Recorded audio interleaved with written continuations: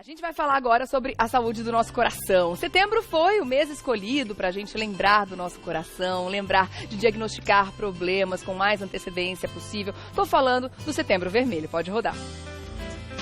Dia 29 de setembro é o Dia Mundial do Coração. Por isso, este mês é conhecido como Setembro Vermelho.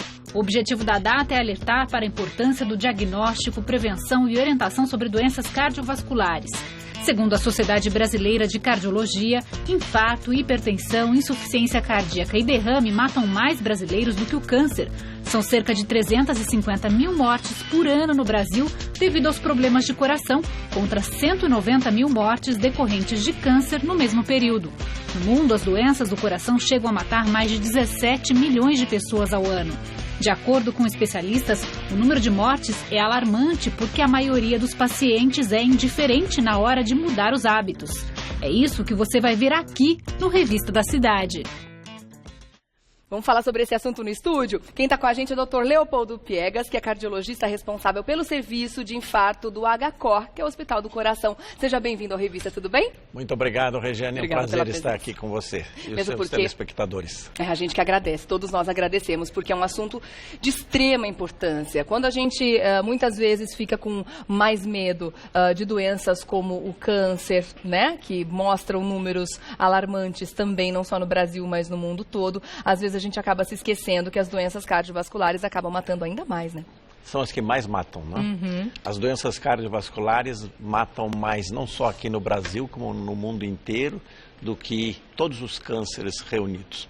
Portanto, é muito importante a divulgação destas informações. Eu acho que esse é o programa e as informações que serão mostradas aqui são importantes, porque além de tratar, nós devemos prevenir as doenças do coração. Uhum. E nós cardiologistas sabemos que a prevenção é mais importante do que o tratamento. Nós salvamos mais vidas prevenindo do que tratando. Diagnóstico precoce, sem dúvida Exatamente. nenhuma, né? O serviço que a gente presta também sempre aos nossos telespectadores de extrema importância. Agora, quais são as doenças que são as mais comuns que acometem o coração? Bom, a doença mais comum que acomete o coração é o que nós chamamos de a doença isquêmica do coração. Tá. Ela é ocasionada pela aterosclerose, no caso a aterosclerose que acomete as artérias coronárias, são aquelas placas de gordura que cobrem a intimidade do vaso coronário. Elas crescem, num determinado momento elas podem se romper e ocasionam um infarto do miocárdio, que é fatal em cerca de 10 a 15% dos casos. Nossa Senhora, que são números bem preocupantes mesmo. Outras doenças existem também, mas essa é a mais frequente. É a mais comum, né? Mais comum. Existe um exame que seria muito importante que a maior parte das pessoas fizesse, principalmente as que têm casos na família de doenças coronárias, que consegue abranger e englobar o maior número de doenças em termos de diagnóstico, ou para cada tipo de doença existe um tipo de exame específico para ser feito? Quando a doença já se estabeleceu, existem vários exames diagnósticos que podem ser utilizados, preferencialmente um para cada caso. Mas o importante, principalmente naquelas pessoas que não sabem se tem uma doença coronária, onde nós podemos prevenir, é fazer um exame, de preferência com um cardiologista. E aqui eu lanço Seria um alerta. Um ecocardiograma, por exemplo? Um exame, uma anamnese, para saber dos problemas familiares, se tem sintomas, etc. Um eletrocardiograma, um ecocardiograma, em alguns casos, nem todos precisam fazer, mas a anamnese, o exame físico e o eletrocardiograma são fundamentais, eu diria.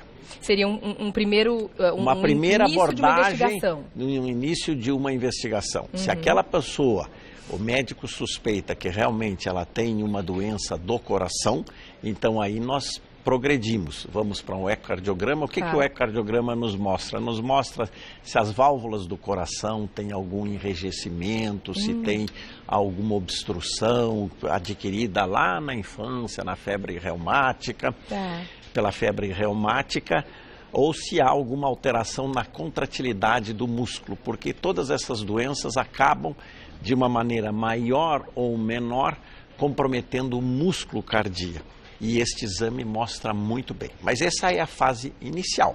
Tá. Nós podemos progredir dependendo da gravidade do que nós vamos encontrando. Tá certo. Gostaria que o doutor respondesse pra gente qual é a idade ideal para a gente começar a fazer esses exames preventivos, para começar a tentar detectar uma questão aí no coração. E se alguém tendo um caso na família de doença coronária, doença cardíaca, é importante também começar antes ainda. Bom, eu acho que o primeiro exame deve ser feito quando o jovem começa a praticar atividade esportiva. Então, nessa ocasião, é aconselhado que faça uma avaliação médica e um eletrocardiograma. Todos nós já ouvimos casos de jovens que fizeram alguma atividade competitiva e tiveram um problema, tiveram um ataque cardíaco porque tinham alguma doença. Tá. A partir daí, eu diria que aos 40 anos de idade nós devemos começar a fazer uma avaliação sistemática. Essa avaliação deve ser mais importante, deve ser mais frequente naquelas pessoas, como você disse, que têm um antecedente familiar, principalmente que tiveram um pai ou uma mãe que tiveram um problema coronário, uma isquemia miocárdica, antes dos 55 anos, no caso do homem, antes dos 65 anos, no caso da mulher. Isso é um fator de risco importante. Tá. Nessa ocasião, essas pessoas fazem um check-up, uma avaliação médica, um eletrocardiograma, um ecocardiograma, esse é o básico. E um teste de esforço, né? Tá. Teste de esforço é porque às vezes na atividade normal nós não sentimos nada, mas no esforço aparece a isquemia que se manifesta através de uma angina, que é a falta de sangue para o coração, que é um passo anterior ao infarto do miocárdio que poderá vir no futuro. Através de uma imagem que a gente vai mostrar aqui, dá para as pessoas tentarem entender também o que acontece quando Certo. o coração não está funcionando direitinho. A gente tem um vídeo que é uma animação que mostra o funcionamento do coração. Queria que o senhor explicasse para a gente, por favor, como é que Ali funciona. nós vemos o sangue saindo do ventrículo esquerdo em vermelho, já oxigenado. Ele entra na aorta, aquela flechinha lá mostrando, se distribui a toda a periferia e ele volta ao coração em azul. É o sangue sem oxigênio que vai aos pulmões e ele lá é oxigenado. E vejam que o sangue que era azul sem oxigênio se transforma em vermelho com oxigênio. Esse é o ciclo básico do funcionamento do coração. Que não deixa de ser complexo, né? Por isso é que complexo, são tantas as para os leigos, né? Que são tantas as doenças, são variadas, por isso que a gente tem que estar sempre Tudo atento. isso pode ser afetado. Nós podemos ter doenças no sangue, nós podemos ter doença na estrutura do coração, aqui mostrada, nós podemos ter doença nas artérias coronárias, nós podemos ter nas válvulas, etc. E a gente fala muito com relação ao estilo de vida e alimentação, né? Quando o assunto é doença cardíaca, quando o assunto é cuidar e proteger o coração. Realmente existe uma ligação muito forte entre estilo de vida e doenças cardíacas. Fundamental. É fundamental o estilo de vida.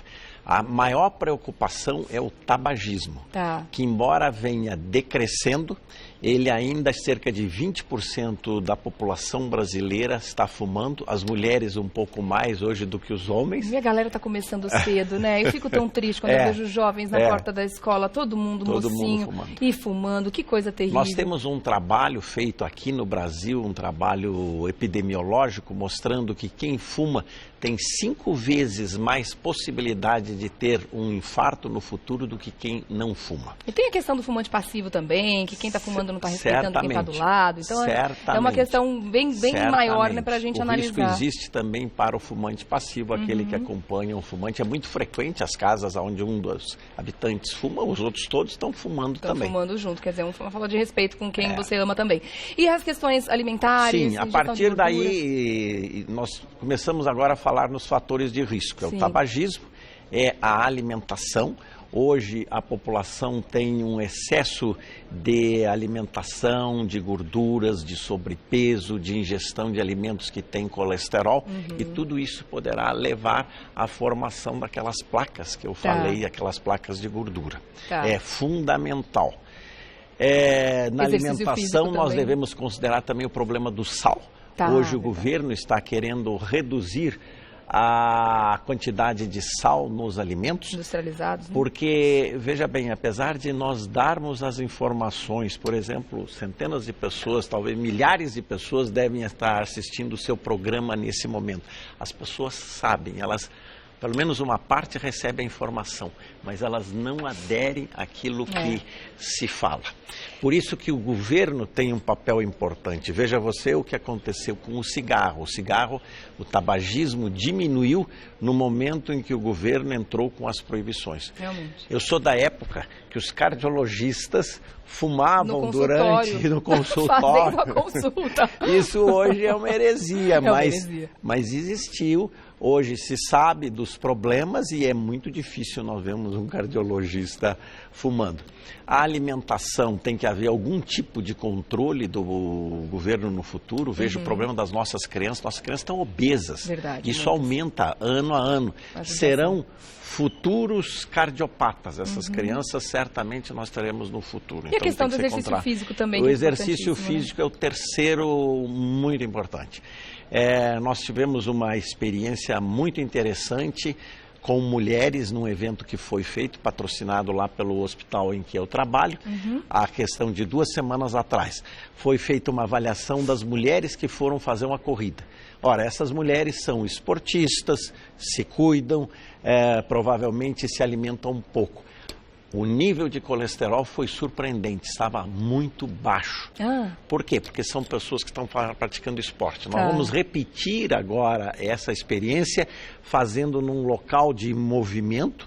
Provavelmente será no Conjunto Nacional, onde tem pessoas que trabalham, etc. A maioria não é esportista. Sim. E vamos fazer as mesmas medidas e vamos fazer comparar. Um comparativo, Provavelmente vai dar uma diferença Sem grande. dúvida nenhuma. Por isso a importância da gente, sim, cuidar cada vez mais da nossa saúde, prestar atenção no alimento que a gente está colocando no nosso prato e não usar a falta de tempo como desculpa para não fazer exercício físico. Meia horinha de caminhada por dia já é o suficiente. Seria maravilhoso que todos aderissem a isso. Né? Até menos. Menos, já funciona. Até menos. As organizações de saúde da área de cardiologia nacionais e internacionais preconizam 75 minutos de exercício pesado durante uma semana ou 150 de atividade moderada, que seria caminhar, andar numa bicicleta, etc. Isso não é muito. Bora lá cuidar do coração, né? Vamos agradecer então ao doutor Leopoldo Piegas, que é cardiologista responsável pelo serviço de infarto do HCOR, que é o Hospital do Coração. Muito obrigada pela sua presença, doutor. Foi um prazer foi todo participar do seu programa. Obrigada, até a próxima.